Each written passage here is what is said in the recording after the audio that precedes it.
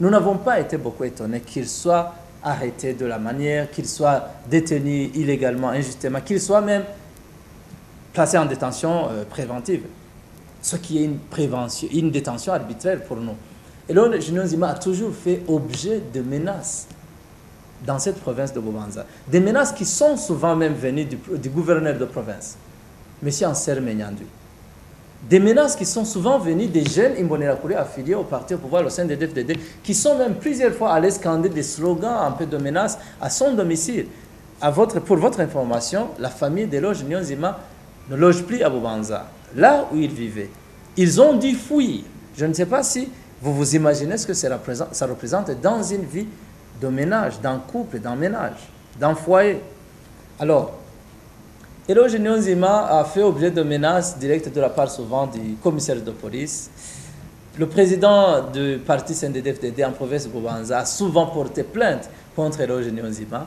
Des commerçants issus du parti CNDD-FDD ont été manipulés, instrumentalisés pour porter plainte contre Elo Junior Nzima dans cette province. Alors, je vous dirais que Elo Junior Nzima fait objet, je pense, de 5 ou 6 plaintes judiciaires contre lui dans cette province. Alors, à titre d'exemple, pour comprendre un peu la situation dans laquelle vit Elo, le gouverneur, il est arrivé au gouverneur de Bubanza de demander apparemment dans une rencontre avec le chef de l'État, de demander à ce que Elo Junior Nzima soit chassé de la province de Bubanza pour aller exercer son métier ailleurs. Je ne sais pas si vous comprenez ce que c'est. Alors, aujourd'hui qu'il soit détenu de la manière, c'est triste. C'est triste et c'est révoltant, c'est décevant. On n'a pas de choix. On croit en la justice, on croit toujours en l'existence d'hommes intègres dans ce pays. On va attendre. On va attendre le temps qu'il faudra pour que les citoyens puissent jouir pleinement de leurs droits. Alors, aujourd'hui, ceux qui sont en train de le malmener, de décider sa détention ou pas, et c'est vrai, ce sont des gens qui abusent de leur pouvoir, je vous dirais que ces gens, ils ne feront pas long feu. Parce que les postes qu'ils occupent aujourd'hui, demain, ces postes seront occupés par d'autres.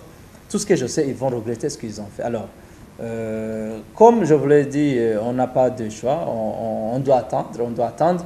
On est quand même confiant parce qu'on a vu, par exemple, dans le déroulement de l'audience qui s'est tenue hier mardi après-midi à Bubanza, quand même la Cour qui avait été saisie en audience en matière de flagrance a constaté des irrégularités liées à la procédure d'arrestation et de détention des loges. Alors, ils ont quand même corrigé certaines irrégularités et ils ont décidé que maintenant, le procès qui va continuer va se poursuivre en audience